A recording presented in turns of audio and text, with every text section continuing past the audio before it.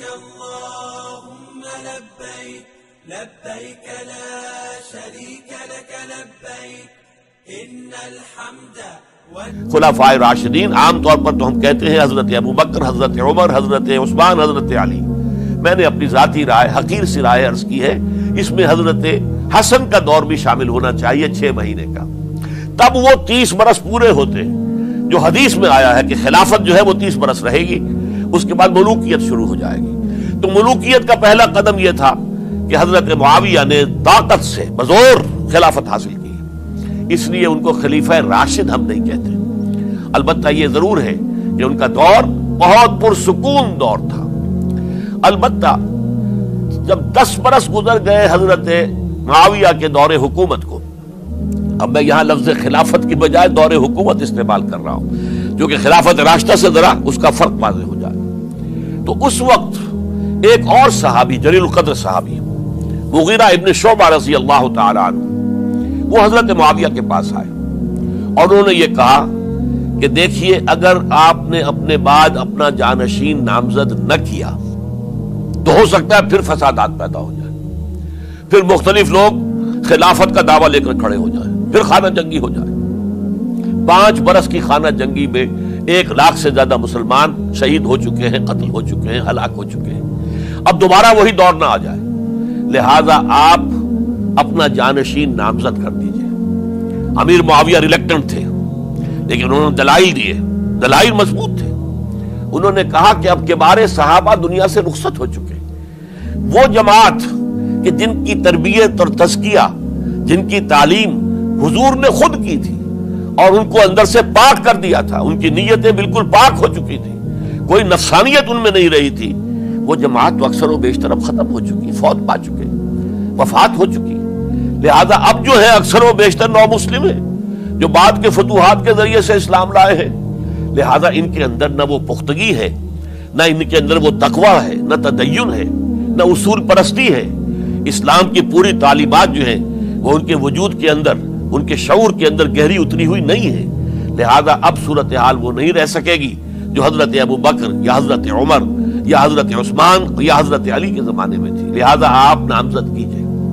یہ بھی بتا دوں کہ مغیرہ ابن شعبہ کون تھے رضی اللہ تعالیٰ عنہ. نمبر 1 یہ کہ یہ اصحاب شجرہ میں شامل ہیں، جن 1400 یا 1800 افراد نے حضور سے بیعت کی تھی صلح حدیبیہ سے متصلاً قبل، اس درخت کے نیچے بیٹھ کر جس کے بارے میں سورہ فتح میں فرمایا گیا کہ لقد رضی اللہ عن المؤمنین اذ یبایعونک تحت الشجرہ. اللہ ان تمام اہل ایمان سے راضی ہو گیا جو ہے نبی صلی اللہ علیہ وسلم آپ کے دست مبارک پر بیعت کر رہے تھے اس درخت کے نیچے، ان میں سے موجود، ان میں یہ مغیرہ ابن شعبہ ہے. پھر مغیرہ ابن شعبہ وہ ہیں کہ حضرت علی اور امیر معاویہ ان کے درمیان جو خانہ جنگی ہوئی اس میں ہمیشہ حضرت علی کے ساتھ رہے، حضرت علی کے ہی وہ سپورٹر تھے، ان کے ساتھ تھے. اس پہلو سے اچھی طرح سمجھ لیجئے کہ یہ نہیں ہے کہ وہ در حقیقت کو پہلے سے وہ امیر معاویہ کے ساتھی تھے، نہیں. لیکن اب جو صورتحال وہ دیکھ رہے تھے، جہاں دیدہ انسان تھے، بہت بڑے سیاستدان تھے، جانتے تھے حالات کو، حالات کے نبض پر ان کا ہاتھ تھا. لہذا انہوں نے یہ مشورہ دیا اور پھر امیر معاویہ نے اس مشورے کو قبول کر لیا اور یزید کی ولی عہدی کا اعلان کر دیا. یہ بالکل مڈل ہے حضرت امیر معاویہ کے دور خلافت کا درمیان.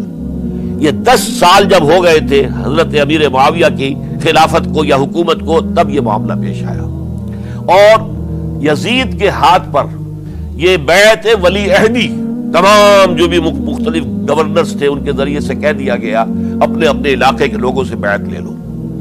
یہ بیعت عام طور پر لوگوں نے کر لی. البتہ 5 شخصیتیں جو بہت نمایاں تھیں انہوں نے اس بیعت سے انکار کیا. ان میں کون تھے ذرا نوٹ کیجئے. حضرت ابو بکر فوت ہو چکے، ان کے بیٹے عبد الرحمن ابن ابی بکر. حضرت عمر فوت ہو چکے، ان کے بیٹے عبداللہ ابن عمر. حضرت زبیر فوت ہو چکے، ان کے بیٹے عبداللہ ابن زبیر. حضرت عباس فوت ہو چکے، ان کے بیٹے عبداللہ ابن عباس. حضرت علی شہید ہو چکے، ان کے بیٹے حسین ابن علی رضی اللہ تعالی عنہم اجمعین. یہ 5 جو امت کے بہت بڑے 5 افراد کے گویا کے وہ چشم و چراغ تھے ان گھرانوں کے، انہوں نے انکار کیا. اور ان میں خاص طور پر عبد الرحمن ابن ابی بکر نے یہ جملہ کہا کہ تم چاہتے ہو کہ قیصر و کسریٰ کی سنت پر عمل کرو کہ باپ کے بعد بیٹا حاکم بن جائے. یعنی ایک قدم تو خلافت کا نظام پہلے ہی نیچے اتر چکا. مشاورت سے تو حضرت امیر معاویہ کا بھی جو نسب ہوا ہے وہ مشاورت سے نہیں ہوا.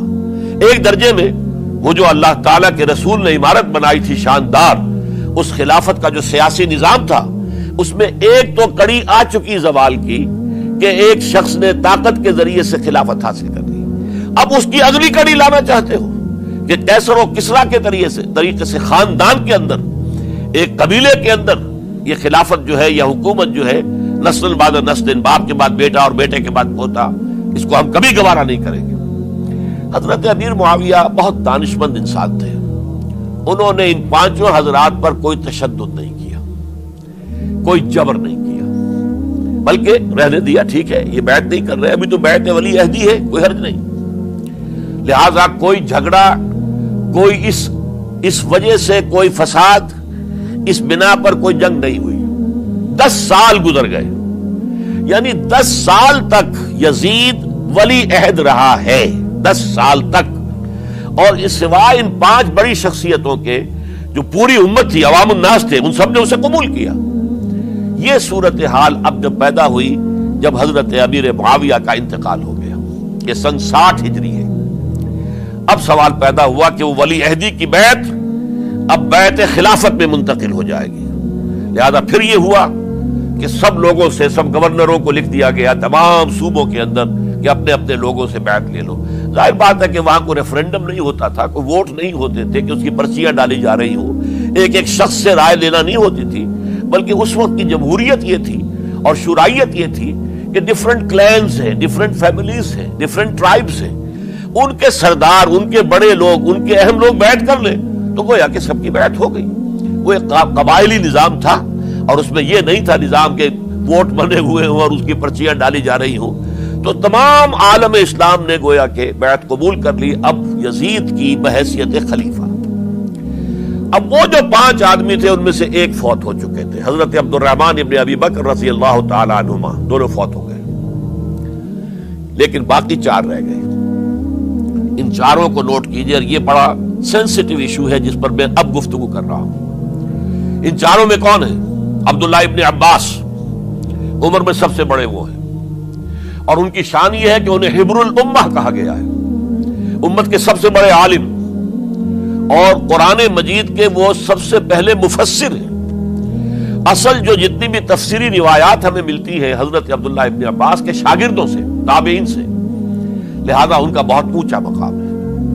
حضرت عبداللہ ابن عمر، ان کا مقام بھی آپ کو معلوم ہے، حدیثوں کی کتنی بڑی تعداد ہے جو عبداللہ ابن عمر سے مروی ہے، اور اس کو سلسلۃ الذہب کی پہلی کڑی کہا جاتا ہے. روایت حدیث میں جو سنہری زنجیر ہے اس کا آغاز حضرت عبداللہ ابن عمر ہے. ایک طرف یہ دونوں ہو گئے، ان دونوں کی رائے کیا ہوئی؟ اگرچہ کام غلط ہوا ہے، یہ اس طریقے سے قیصر و کسریٰ کی روایت پر عمل کرنا غلط ہے، لیکن یہ اتنی بڑی غلطی نہیں ہے کہ اس کی وجہ سے باہمی جنگ و جدال ہو، خوریزی ہو، ایک دوسرے کی گردنیں کاٹی جائیں اور فتنہ و فساد پیدا کر دیا جائے.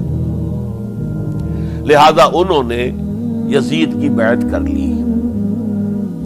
2 حضرات رہ گئے، یہ نسبتاً نوجوان ہیں. ان دونوں کی پیدائش ہجرت کے بعد ہوئی ہے. ہجرت کے بعد پہلا بچہ جو مہاجرین میں پیدا ہوا ہے وہ عبداللہ ابن زبیر ہے. بلکہ کچھ عرصے تک مہاجرین میں جب کوئی پیدائش نہیں ہوئی تو وہ مکے مدینے کے منافقین نے کہنا شروع کر دیا تھا کہ یہ یہاں کے کمزور ہو گئے، نامرد ہو گئے، ان کی اولاد اب چلے گی نہیں. تو عبداللہ ابن زبیر جب پیدا ہوئے، اور آپ کو معلوم ہونا چاہیے وہ حضرت ابو بکر صدیق کے نواسے ہیں، حضرت عائشہ صدیقہ کے ہمشیرہ حضرت اسما کے بیٹے ہیں عبداللہ ابن زبیر. اور زبیر بہت شجاع، بہت ہی بہادر انسان تھے. تو عبداللہ ابن زبیر کے اندر بھی وہی کیفیات تھی. انہوں نے کہا نہیں، اس غلطی کو ہم برداشت نہیں کریں گے. خونریزی ہوتی ہے تو ہو، لیکن ہم اسلامی نظام کو نیچے اترتا ہوا نہیں دیکھ سکتے. جیسے کبھی حضرت ابو بکر نے فرمایا تھا ایبدل الدین وانا حی، کیا دین میں ترمیم اور تنسیخ کر دی جائے گی؟ دین کو بدل دیا جائے گا؟ دین میں تحریف کر دی جائے گی جبکہ میں ابھی زندہ ہوں، میں جیتے جی یہ نہیں ہونے دوں گا۔ حضرت عبداللہ ابن زبیر کی یہ رائے ہوئی، وی ہیو ٹو چیلنج، ہم مقابلہ کریں گے، ہم اسے پیسیولی قبول نہیں کریں گے۔ انہوں نے بیعت سے انکار کیا اور مدینہ چھوڑ کر مکے جا کر حرم کے اندر پناہ گزین ہو گئے۔ یہی معاملہ حضرت حسین ابن علی رضی اللہ تعالی عنہما کا تھا، وہ بھی نہایت شجاع، نہایت جری، نہایت بہادر۔ انہوں نے بھی کہا کہ یہ غلط قیصر و کسریٰ کی روایت جو شروع ہو رہی ہے، اسے ہم نے ریزسٹ کرنا ہے اور اسے ہم آگے نہیں چلنے دیں۔